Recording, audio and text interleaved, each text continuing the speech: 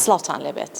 ئەمڕۆ گەشتێک ئەکەین بە نێو خەیاڵ و پەیامە شاراوەکانی هونەرمەندێکی خاوەن دیدگەی جیاواز، ئەویش هونەرمەند زانا ڕەسووڵە. پێشانگەیەکی تایبەتی کردوتەوە لە گەلەری مۆزەخانەی سلێمانی بە ناونیشانی بەلەمی کاغەز. بابزانین چیرۆکی پشت ئەم ناونیشانە لە چیەوە سەرچاوی گرتووە. ئێوەش تا کۆتایی ئەم بەڵگەیە بینەرمان بن. ئەکرێ لە سەفەرە زۆر تووڕەبی، زۆر گەرمابێت، زۆر هیرایبی، بەڵام ڕۆژی سەفەرە چی لە سەفەر گرنگترە؟ هەندێک جار سەفەرکردن من و مێدولەکە لە ساڵەکە کتریمان بینی پیاسەیەکمان کرد بەرە باڵاس. من بۆ ئەوەی هەم گوێ لێ بگرم هەم بە قسەی دەکەم. کاک زانا پێم بڵێ پەیامی پشتی ئەم ناونیشانە بە ناوی بەلەمی کاغەز لە چیەوە سەرچاوی گرتووە؟ لە ڕاستیە بەلەمی کاغەز بۆ من یادەوەریەکی قوڵم هەیە لەگەڵ یا لە کاتی مناڵیەوە ئێمە دروستمان کردووە هەتا ئێستا لەگەڵ یا ژیاوم و بە بەردەوامی بیرم لەوە کردوتەوانە کە ئێمە وەکو کورد چەند بەلەم کۆستی بۆ هێناوینەتەوانێ. ئەوە یەکێک لە بیرۆکەکانمە بۆ بەلەمی کاغەز. دووەمیانەوەیە کە ئێمە وەکو کورد تا ئێستا خاکمان هەیە و دەوڵەتمان نییە. ئەوانم هەمووی لایەوە تۆ لە یەک و لە فۆرمێکی هونەریە ئێستا بەکاری هێنمەوە. زۆر باشە. پێمان بڵێ ئیلهامی کارەکانی بەڕێزت وەکو هونەرمەندێکی دیار لە چیەوە سەرچاواگرێت؟ ئایا تەنیا خەیاڵی خۆتە یاخۆت گێڕانەوەی ڕابردووە یاخۆت ڕووداوی ڕۆژە یان وەکو بەڕێزت باست کرد کلتوری نەتەوەکەتە وای لە تۆ کردو لە کارێکی هونەریە ئەم پێشەنگایە بکەیتەوە؟ لە ڕاستیە هونەری هاوچەرخ پێویستی بە لێکۆڵینە و ریسێرچێک و گەڕانێکی زۆر هەیە بۆی بەرهەمێکی هونەری لێ بەرهەم بێنیت. ئەمەش بەدەر نییە لەوەی کە بە خەیاڵێکی فراوانە تا بێ خوێندنەوەیەکی گەورە هەبێ بۆ دنیا بینینی کلتور و سیاست و ئابووری و ژینگەی دەوروبەر و وڵاتەکەت و چواردەوریشت. ئەبۆ ئەوانەی کە ئەتەوێت شتێکی جیاواز دروستکەی هەموو ئەمانەت پێویستە تا کارێکی هونەری مۆدرن و هاوچەرخ بەرهەمێنیت. لە گێڕانەوەی ئەم چیرۆکە جوانەیە چی بە بینەرەکان ئەڵێ چی بە هونەرمەندان ئەڵێ کە بێن بینەری ئەم کارە ناوازەیە بن چونکە هونەرێکی جیاوازی شت بەکارهێناوە پێرفۆمانس پێم خۆشە خۆت ئاماژەی پێ بکەیت چۆن بۆ ئەم هونەرە جیاوازەت بەکارهێنا کە هونەرێکی تاو تازەیە.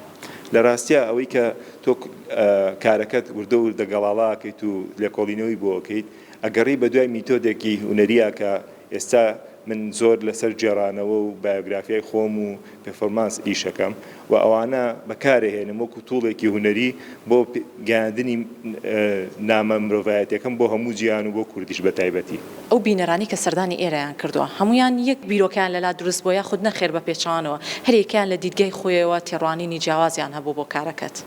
لە هونەری مۆدرنە بینەر ئازادە خوێندنەوەی خۆیە کات بەو تێگەیشتن و دنیابینینەی کە هەیەی بۆ هونەر و بۆ چواردەور و بۆ ژینگە و بۆ کلتوری خۆی و هەر هونەرمەندێکیش بە دیدێکی جیاواز هونەرەکەی بەرهەمەیەنێ. من بەم شێوەیە بەرهەمەیەنم و بینەرەکانم لە ڕێگەی ئەوەی کە من چیرۆکێکی 35 دقەی لەم باخچەکەی پورایشەیە ئەجێڕمەوانێ تێگا لەوەی کە من کارم لەسەر هونەری مۆدرن کردووە و هەوڵم ماوە بەراوردێکی هونەریانە لە نێوان باخچەکەی پورایشەکە خێزانی ئەوان و پەروەردەی پورایشیان بوون لەگەڵ جیاوازی لەگەڵ خوێندن و سیستمی عراقی کە لە بیستەکانە حکوومەتی بەریتانی دایمەزراندوو یەکەم زانکۆی بەخا دامەزراوە ئەلێوە ستراکچەری ئیشەکەم دروست کردووە و ئەو لێک دژی و هاوبەشی ماڵی پورایشێ و خوێندنی عراقیم بەراوردکاری کردو و بەڵام بە شێوەیەکی هونەری.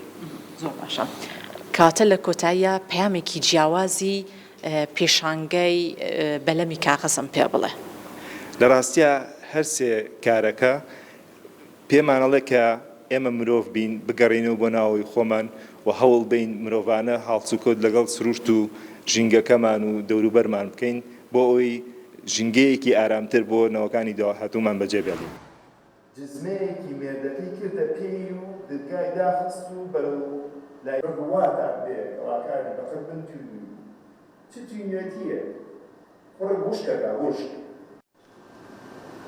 هەموو شتێک لە پلانە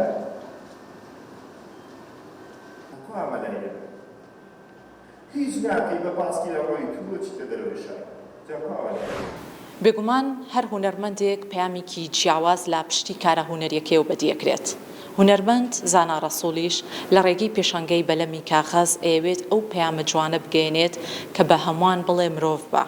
واتە وەک مرۆڤێک هەڵسوکەوت و مامەڵەیەکی دروست لەگەڵ ژینگە و کەسانی چواردەورا بکەین تاوەکو لە داهاتووە نەوەیەکی دروستیش بەرهەم بێت.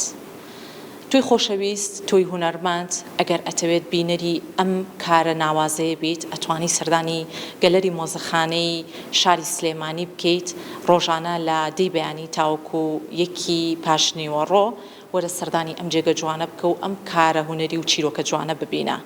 دوجاریش لە کاتژمێرەکانی داهاتووە لە 30 پاشنیوەڕۆ تاوەکو 6 ئێوارە ڕۆژانە دەرگای گەلەری مۆزەخانە دەرگای واڵایە کە لە 4دا ئەم پێشەنگە جوانە کراوەوە بەڕووی ئامادەبوانی خۆشەویستە تاوەکو 10دا بەردەوامیە بێت.